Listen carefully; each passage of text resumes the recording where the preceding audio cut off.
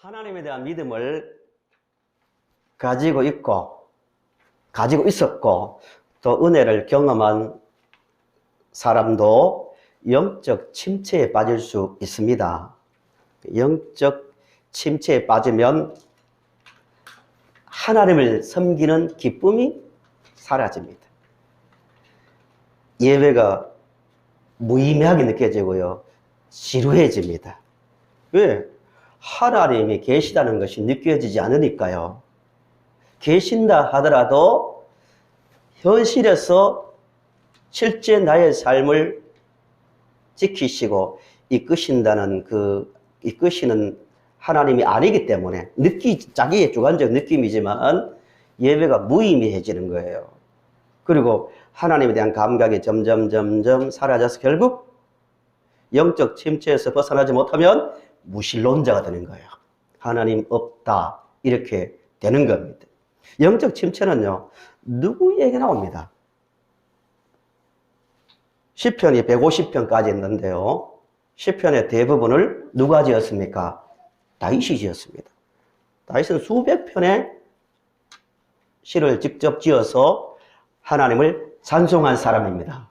시편 23편 잘 아시죠? 여호와는 나의 목자시니 내가 부족함이 없으리로다. 그가 나를 푸른 풀밭에 누이시고 쉴 만한 물가로 인도하시는도다. 가장 기독교인들 중에서 가장 많이 읽혀지고 암송되는 시가 시편 23편입니다. 내가 사망의 음침한 골짜기를 다닐지라도 난 두려워하지 않는다고. 왜요? 하나님이 나와 함께 하시기 때문이다. 놀라운 믿음이죠. 사망의 음침한 골짜기를 통과한다 할지라도 나는 두려워하지 않는다. 하나님이 함께 하시기 때문이다. 라고 고백했던 다윗도요. 영적인 깊은 침체에 빠져서 이런 기도를 합니다. 하나님 어디 계십니까? 하나님 살아 계십니까? 이러다가 제가 하나님을 부인할까 봐 두렵습니다. 영적 잠에 빠질까 봐 두렵습니다. 라고 고백할 정도로 깊은 영적 침체에 빠져 영적으로 하나님이 계시는지 안 계시는지 모를 정도로 어둠에 빠진 사람이 다윗입니다. 다윗만 그랬습니까? 선지자의 대표를 할 수 있는 엘리야도요. 기도를 통해서 하늘에서 불이 내려오게 한 사람이 엘리야입니다. 안 믿어질 정도잖아요. 현대인들이. 기도를 통해서 하늘에서 불이 내려왔다니까요. 그리고 3년 6개월 동안 비가 한 방울도 오지 않는 그때에 기도를 통해서 하나님의 응답을 받아 3년 6개월 만에 비가 오는 응답을 받은 사람이 엘리야인데요. 이 사람도 살다가요 영적 깊은 침체에 빠져서 로뎀 나무 아래 쓰러졌습니다. 쓰러져가지고 나는 죽고 싶다고, 살 힘이 없다고 할 정도로 깊은 침체에 빠진 사람이 엘리야입니다. 누구나 영적 침체에 빠질 수 있는데 중요한 것은 그 침체에서 빨리 벗어나야 됩니다.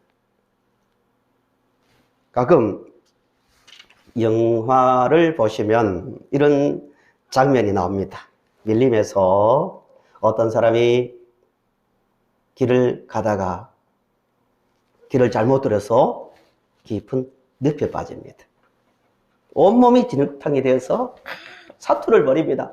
점점 진흙의 늪에 빠져서 이제 머리까지 들어가면 이제 죽는 거예요. 그래서 나뭇가지를 잡든지 소리를 지르든지 해서 생명을 걸고 목숨을 다해서 거기에서 빠져나오는 것을 우리 한 번씩 봅니다. 영적 침체의 구덩이에 빠졌어도 마찬가지입니다. 죽을 힘을 다해서 그 자리에서 빠져나와야 됩니다. 신앙생활 하다가 믿음을 버리고 세상으로 가버린 사람들요, 하루아침에 그렇게 된 게 아니에요. 영적 침체라는 그 과정을 거치면서 무감각에 빠지고 하나님이 없다. 내 아무리 교회 다녀보고 신앙생활 열심히 해보려고 노력했지만 난 아무것도 다가오는 것도 없고 하나님이 안 계시다고 하면서 세상으로 가버린 사람들, 이 침체의 과정을 겪거든요. 그렇기 때문에 누구나 침체에 빠질 수 있지만 그 침체에서 속히 벗어나는 게 중요합니다. 이 본시를 지은 사람이 아삽입니다. 아삽이 성경에 몇 명 나오는데요. 이 시를 지은 아삽이 누구냐 하면은 다윗 시대에 궁중에서 찬양대가 조직되었는데 찬양대를 이끄는 찬양대 대장입니다. 스스로 시를 지어서 하나님을 찬양할 정도로 영성과 믿음이 좋았던 사람입니다. 이 사람이 지금 영적 침체에 빠져 있습니다. 1절을 보세요. 이렇게 말합니다. 하나님이 참으로 이스라엘 중 마음이 정결한 자에게 선을 행하시나. 나는 하나님을 믿었다 이거죠. 나는 그런 믿음이 있었는데 2절을 보십시오. 나는 거의 넘어질 뻔하였고 나의 걸음이 미끄러질 뻔하였다라고 말합니다. 거의 넘어질 뻔했고 내 걸음이 미끄러질 뻔하였다는 말은 하나님을 믿는 믿음에서 완전히 떠나서 하나님이 없는 자처럼 살게 될 뻔했다는 고백입니다. 13절을 보세요. 시인의 마음이 잘 드러납니다.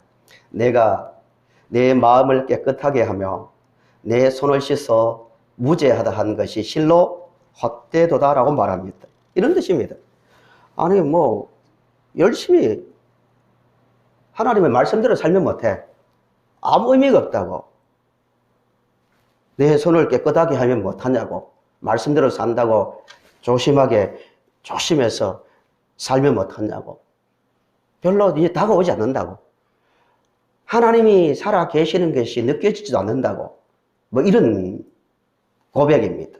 아무 의미가 없다고. 말씀대로 사는 게 무슨 의미가 있냐고. 말씀대로 사나 안 사나 뭐 똑같은데 이런 감정을 지금 가지고 말하고 있는 거예요. 왜 그렇게 되었는가의 문제입니다. 스스로 우리 남들이 지은 찬송을 부르는 것도 쉽지 않는데 틀리고 하고 어렵잖아요. 그런데 스스로 찬송을 만들어서 부를 정도로 믿음이 있었던 이 아삽이 왜 이렇게 되었는가? 3절부터 12절 때문입니다. 3절부터 12절을 요약하면 이런 뜻입니다. 3절을 보세요. 이는 이유죠. 내가 왜 이렇게 신앙생활을 하다가 미끄러질 뻔했고 넘어질 뻔했는가? 신앙생활을 포기할 위기까지 갔는가? 3절부터 이는 내가 악인의 형통함을 보고 오만한 자를 질투하였음이로다 라고 말합니다. 여기에서 보고라는 말은 언어의 뜻을 살리면 세심하게 봤다는 거예요. 세상을 어느 순간부터 세상을 가만히 보니까 하나님을 믿는 자나 믿지 않는 자나 별 차이가 없어 보이는 거예요. 더 나가서 4절부터 보시면 오히려 자기 마음대로 하나님은 살아 계십니다. 하나님의 말씀대로 살아야 됩니다 하고 철저하게 하나님의 말씀대로 사는 사람보다도 자기 마음대로 사는 사람이 훨씬 더 잘 되는 것처럼 보이거든요. 이게 4절부터 이야기입니다. 그들은 죽을 때에도 고통이 없고 힘이 강하고 강건하며 사람들이 당하는 고난이 그들에게는 없고 사람들이 당하는 재앙도 그들에게는 없나니. 하는 일들마다 잘 되고요. 죽는 순간만큼은 벌을 받아야 되는데 죽을 때도 평안히 그냥 아무 문제 없이 죽는 것처럼 보이거든요. 세상을 보니까, 관찰해 보니까 그렇다는 거예요. 심지어 6절을 보시면 교만이 그들의 목걸이요 강포가 그들의 옷이며 살찜으로 그들의 눈이 솟아나며. 살 많이 지면 이렇게 눈이 이렇게 올라오는 것 같습니다. 그래서 눈이 솟아나며 그들의 소득은 마음의 소음보다 많으며 심지어 어떻게 그들이 말하냐면 그들은 능욕하며 악하게 말하며 높은 데서 거만하게 말하며 10절 11절을 보시면 말하기를 하나님이 어찌 알랴 지존자에게 지식이 있으려 하는도다 라고 말합니다. 그러니까 하나님을 조롱하는 거예요.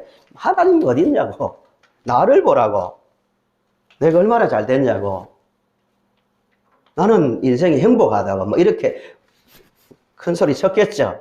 하나님이 있으면 나에게 벌 내려보라고. 그런데도 아무 문제 없이 잘 사는 것처럼 보이는 거예요. 그냥 한번 번개를 치든지 뭔가 천둥을 쳐서 그들을 무섭게 하고 넘어뜨리면 하나님이 살아계시는구나. 자기가 좀 고난받고 힘들더라도 하나님이 살아계셔 하고 힘을 얻을 건데 아무 일도 안 하지 않고 더 잘 되는 거예요. 계획했던 것보다 나중에 결과를 보니까 더 많은 소출을 얻고 더 좋은 자리에 서거든요. 그래서 시인이 하는 말이 하나님 잘 섬기면 못해. 무슨 의미가 있어? 내가 힘들게 이렇게 이 자리에 앉아서 예배하고 말씀대로 살면 이게 사는 것이 무슨 의미가 있는가 이런 상태에 빠진 겁니다. 말씀대로 살 이유가 없다는 거예요. 이럴 거면 하나님을 예배했는가 이렇게 된 거예요. 그래서 점점 영적 침체에 빠져들어가는 거예요. 첫날부터 당장 그런 생각이 들어왔다고 그렇진 않겠죠? 아니야. 내가 잘못 생각하고 있는 거야. 세상은 하나님이 다스리셔. 내 마음이 잘못해서 정신 차려야지. 이렇게 노력도 했을 거예요. 그럼에도 불구하고 세심하게 관찰해 보니까 아닌 것처럼 보이니까 점점 하나님을 섬기는 것이 형식화되고 예배를 드려도 기쁨도 없고 찬양을 해도 형식화되는 거예요. 그래서 아삽이 영적 침체에 빠졌다는 거예요. 그랬던 사람이 이 문제를 이제 해결하거든요. 늪에서 이제 벗어나서 하나님 살아계신다고, 하나님 지금 세상을 다스리신다고 고백하고 찬양합니다. 어떻게 이 문제를 극복하고 영적 침체에서 빠져나왔는지를 보겠습니다. 16절 보세요. 16절. 내가 어쩌면 이를 알까 하여, 이는 이거죠. 하나님 살아계신다는데 하나님 말씀대로 잘 믿고 사는 사람이 불행한 일을 당하고 고난을 당하고 하나님을 믿지 않고 심지어 하나님이 없다고 있으면 나에게 벌을 내려보라고 큰 소리 치는 사람이 더 잘 되는 것처럼 보이는가? 세상은 왜 이런가? 하나님이 정말 다스리는가? 이 문제를 가지고 이를 알까 하여 세심하게 생각해 봤다는 거예요. 생각을 깊이 했다는 거예요. 근데 어떻게 되었습니까? 생각한 즉 그것이 내게 어떻게 되었다고요? 더 심한 고통이 되는 거예요. 아무리 생각해도 이해가 안 가는 거예요. 아무리 생각해도. 성도님들은 어떻습니까? 지금 세상을 보세요. 전쟁도 일어나고 지진도 나고 또 세상에 살아가는 많은 사람들을 관찰하면서 틀림없네. 하나님을 섬기는 사람들은 복받고 하나님을 섬기는 자들은 하나님 보호해 주시네.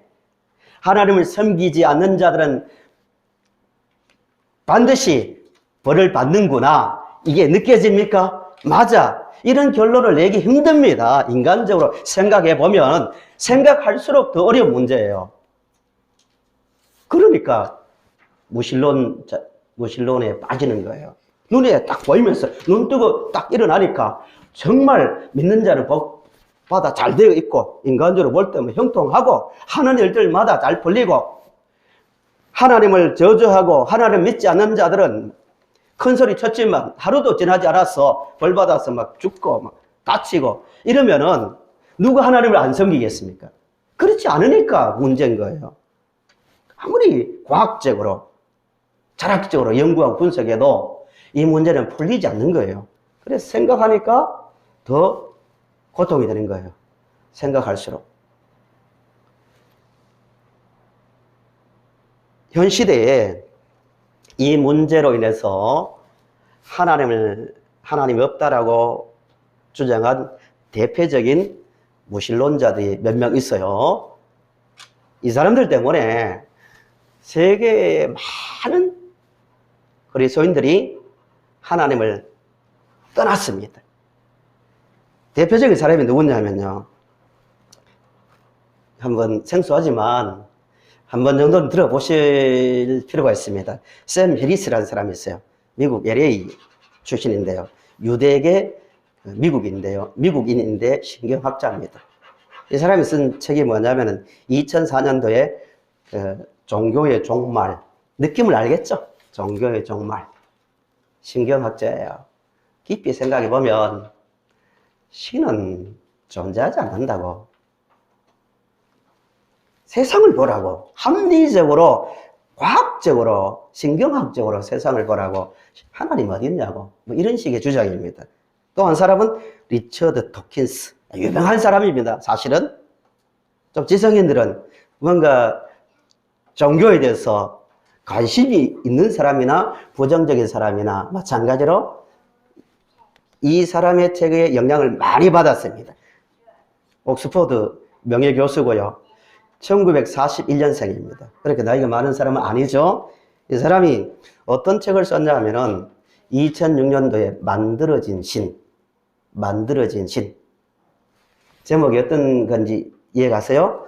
하나님이 계시는 게 아니고 인간이 신이 있다고 생각해서 신을 만들었다는 거예요. 이해하시겠습니까? 하나님이 인간을 만든 게 아니고 인간이 원래는 하나님이 없는데 세상 살다 보니까 좀 힘들고 또 세상 살다 보니까 또 무서운 일이 있으니까 신이 있다고 생각해서 신을 만들었다고 생각하는 거예요. 만들어진 신입니다. 이 책이 51주 동안 그 1년 내내 미국 뉴욕타임즈에서요 베스트셀러 가장 많이 팔린 책이 되었습니다. 만들어진 신. 이 책이 엄청난 영향을 미쳤습니다. 맞아.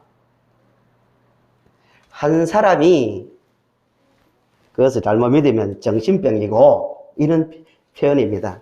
집단으로 믿으면 그게 종교가 된다. 이런 말 들어보셨죠? 하나님 없다고. 아무리 찾아보라고. 우주 끝까지 가보라고. 과학적으로 분석해보라고. 하나님 어디 있냐고. 이런 주장을 했습니다. 신은 없다고. 그 다음에 한 사람도요. 크리스토퍼 히친스. 얼마 전에 식도암인가 암으로 죽은 걸 알고 있습니다. 1949년생입니다. 비교적 그렇게 나이가 많지 않은 사람인데요. 이 사람이 신은 위대하지 않다는 책을 썼는데요. 이 책 또한 많은 영향을 미쳤습니다. 또 한 사람이 더 들면 스티븐 호킹, 유명한 과학자죠. 그 사람의 말이 이거예요. 천국도 지옥도 없다.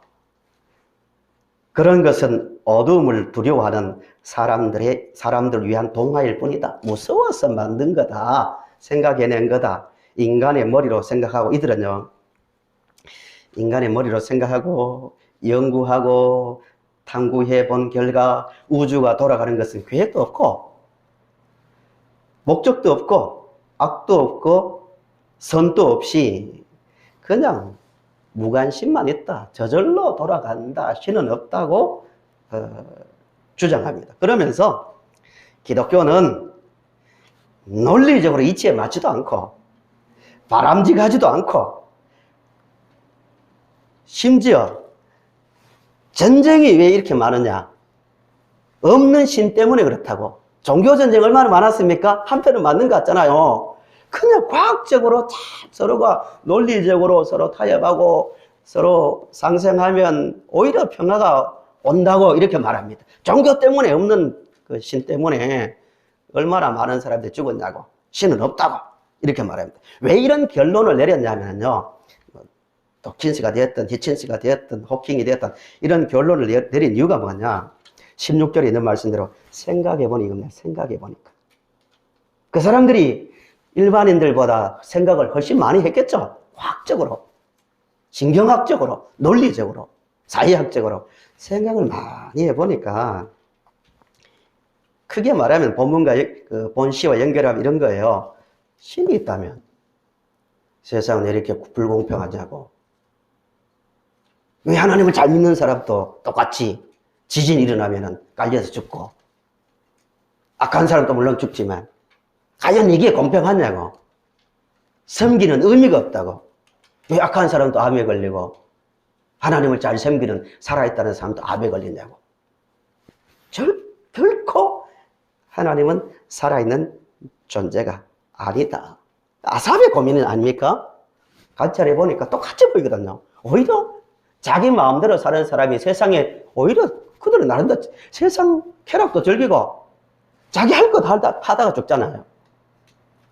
믿는 것이, 오히려 하나님 믿는 것이 더 불행한 일이다라고 결론을 내리는 겁니다. 불공평하니까.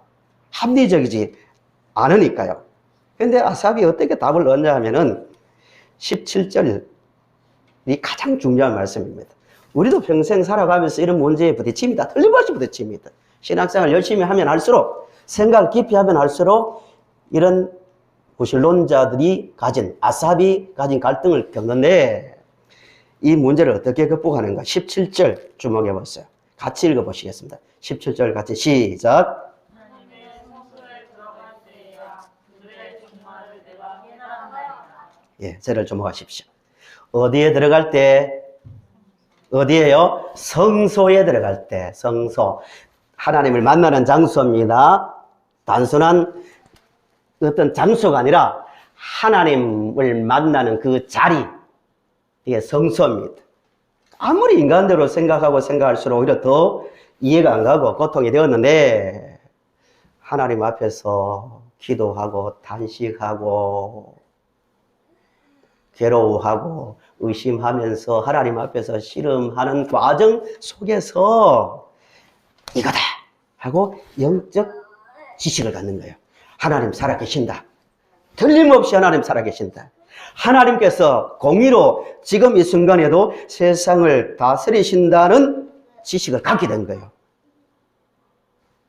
하나님 앞에서 괴로워하더라도, 의심하더라도, 탄식을 하더라도 하나님 앞에서 엎드리고 씨름하고 말씀을 보고 기도하는 과정 속에서 점점 하나님의 살아계심을 느껴진 거예요. 이게 영적 지식입니다. 정말 중요한 이야기입니다. 현대 교회를 보세요. 교회 역사를 봐도요, 옛날의 설교에 비해서요, 현대의 설교가 훨씬 더 세련되고요, 또 심리학적으로, 사회학적으로 정말 너무너무 매끄럽게, 저는 아니다고 할지 모르지만 너무 설교가 옛날에 비해서 합리적이고 논리적입니다. 그런데도요, 옛날에 비해서 현대인들은 어떻습니까? 기독교가 그렇게 왕성했던, 복음이 그렇게 왕성했던 유럽, 미국, 한국을 보세요. 점점 줄어들고 있습니다. 오히려 기독교가 늘어나는 곳이 아프리카 사하라 남부 지역하고요, 남미나 개발이 되는 후진국입니다. 왜 그럴까요? 먹고 살기 편해지니까 기도 안 하거든요. 말씀 안 보거든요. 그 하나님은 영적 존재인데 인간이 이성으로 다 이해 못 합니다. 논리적으로. 못해야 전능하신 하나님이죠. 머리는 커져 있어요. 내 생각해 보니까 성경 한 장 펼쳐보고 하나님 이렇게 하면서 점점 무감각해지는 거예요. 자기 생각으로 하나님을 판단하는 거예요. 이해가 안 되는 거예요. 그러니까 점점 하나님을 떠나는 거잖아요. 그렇지만은 고난을 당하고 어려움 가운데 있는 성도들일수록 고통 때문에 하나님께 매달리고 씨름하면서, 분명히 시작은 고통이고 어려움 때문이었지만 그것 때문에 엎드리고 기도하다 보니까 하나님에 대한 지식이 생기는 거예요. 이게 성소에 들어갈 때입니다. 우리 영혼이 살아난 것은요, 이 어두운 시대, 영적인 침체의 시대에 우리가 영적으로 살아있고 계속해서 하나님은 살아계십니다. 지금 세상을 다스리십니다. 이 고백을 가지고 기쁨으로 신앙생활을 하시려면 성소에 들어가야 됩니다. 하나님 앞에 한 인간으로서 서면 그 문제가 풀리는 거예요. 그런 점에서 시편이 정말 우리의 유익합니다. 모든 성경이 하나님 말씀이지만 시편은 평생을 살아가면서 인간이 느끼는 모든 감정이 다 들어있습니다. 인간이 느끼는 감정을 통해서 계시된 말씀이 시편이에요. 그리고 유익한 거예요. 시편을 보시면 단식, 절망, 원망, 분노, 괴로움, 답답함, 두려움, 모든 감정이 다 들어있거든요. 그 감정을 다 드러내면서 그 감정을 통해서 하나님께서 우리에게 주신 말씀이 시편이에요. 시편의 패턴이, 대부분의 시편의 패턴이 시작은 하나님 어디 계십니까? 왜 나를 버려두십니까? 하나님 살아계시는데 세상이 왜 이렇습니까? 내 불안합니다. 두렵습니다. 이렇게 원망, 단식, 무감각, 절망 이렇게 시작하다가 끝나는 부분은 이렇게 끝납니다. 하나님은 살아계십니다. 하나님은 살아계십니다. 그 하나님을 찬송하면서 감사와 찬송으로 시편이 끝납니다. 왜 그렇게 되냐면은 그냥 머리로 생각하고 맞네 이게 아니라 고통, 단식, 절망, 넋두리로 시작했지만 그 기도하는 과정 속에서 하나님 앞에서 엎드리는 그 과정 속에서 점점 알게 모르게 영적 지식이 생겨났기 때문에 하나님을 고백하고 하나님의 살아계심을 말한 거예요. 그런 점에서 시편이 굉장히 유익합니다. 모든 감정이 들어있거든요. 성도들이 세상 살아가면서 외로울 때도, 괴로울 때도, 슬플 때도, 답답할 때도, 기쁠 때도 모든 상황 속에서요. 시편을 하루에 한 장씩 꾸준히 읽어보세요. 내 모든 마음을 다 이해하고 충분히 어루만질 수 있는 그 내용들이 다 담겨 있습니다. 유익성인데요. 어쨌든 시편의 결론은 감사와 찬양으로 끝나는 이유가 영적 지식이 생겼기 때문입니다. 이렇게 성소에서 17절에 성소에 들어갈 때야 그들의 종말을 내가 깨달았나이다. 17절부터 28절은요. 하나님에 대한 지식이 생기고 침체에서 회복한 자의 고백입니다. 똑같은 상황이었어요. 똑같은 장소에서 똑같은 시대에 하나님을 섬겼던 사람이 절망과 탄식에서 정말 하나님 계시는 거 잘 섬기면 못해. 똑같은데 불신자가 오히려 더 잘 되는데 이렇게 했던 사람이 성소에서 하나님을 만나고 하나님에 대한 그 지식이 생긴 다음에 고백한 내용입니다. 딱 요약하면 이런 내용입니다. 18절, 19절을 보세요. 우리의 모습이 되어야 됩니다. 18절, 19절. 주께서 참으로 그들을 어떻게 했다고요? 미끄러운 곳에 두시며 파멸에 던지셨다고 말합니다. 2절과 반대죠. 2절에서는 하나님을 잘 섬기려고 했고 믿음으로 살려고 노력했던 내가 절망해서 미끄러져 넘어질 뻔했다가 이제는 아니구나. 하나님을 섬기지 않는 인생이 저렇게 위험한 상태에 있구나. 그들의 인생이 정말 끔찍한 상태에 있구나를 느끼는 거예요. 눈이 바뀐 거죠. 두 번째는 21절, 23절 보세요. 이렇게 고백합니다. 내가 이같이 무지함으로 주 앞에 짐승이오나 하나님 없다 했고 하나님 어디 계십니까 했으니까 영적으로 참 무지했다는 거예요. 내가 항상 주와 함께하니 주께서 내 오른손을 붙드셨나이다 라고 고백합니다. 하나님 내가 정말 무지하고 우매했습니다 라고 고백합니다. 세상에서요 가장 어리석은 사람이 누구냐면요 하나님이 없다고 하는 사람입니다. 가장 영적인 병에 걸려 있는 사람이 누구냐면은 하나님이 세상을 다스리지 않는다고 말하는 사람, 그렇게 느끼는 사람이에요. 그게 무지한 사람이에요. 근데 이 사람은 영적으로 회복합니다. 하나님 살아 계시는군요. 하나님이 능력의 손으로 나를 붙들고 있네요. 라고 고백합니다. 영적으로, 영적 침체에서 벗어나면요. 이 감각이 생긴다는 거예요. 세상 살아가면서 크고 작은 일들을 당하지만 하나님이 나를 붙들고 있다. 믿어집니까? 살아계신 하나님께서 이 역사를 주관하시고 세상을 다스리시고 한 사람 한 사람을 이름을 불러가면서까지 인도하고 계신다는 그 믿음을 가지고 사시기를 바랍니다. 영적 침체에서 벗어나면 고백이 나온다는 겁니다. 그 다음에 28절을 보세요. 많은 부분들이 있지만 28절 이렇게 시가 끝납니다. 하나님께 가까이 함이 내게 복이라. 내가 주 여호와를 나의 피난처로 삼아 주의 모든 행적을 전파하리다 라고 찬송으로 끝납니다. 하나님, 이제는 내가 평생을 살면서 만나는 사람마다 이렇게 저는 전파하겠습니다. 하나님이 천지를 만드셨습니다. 하나님이 세상을 다스리고 계십니다. 하나님이 살아계십니다라고 사람들에게 말하며 살겠습니다. 라고 고백하며 찬송이 끝납니다. 영적 침체에서 벗어난 자의 모습입니다. 말씀의 결론입니다. 성도 여러분, 영적 침체는 누구나 경험할 수 있습니다. 하나님 정말 계시나? 하나님 정말 나를 사랑하고 계시는가? 하나님이 정말 세상을 다스리시나? 아무리 생각해도 왜 이렇게 사고가 나고 지진이 나고 전쟁이 났는데 똑같이 불행을 당하고 똑같이 그렇게 되나? 무슨 믿음의 의미가 있는가?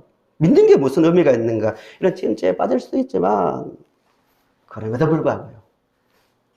우리 약함을 인정하고 하나님 앞에 나가서 씨름하고 기도하는 과정을 거치면 틀림없이 영적 지혜가 생겨서 이 시인처럼 하나님 살아계십니다. 하나님 나를 사랑하십니다.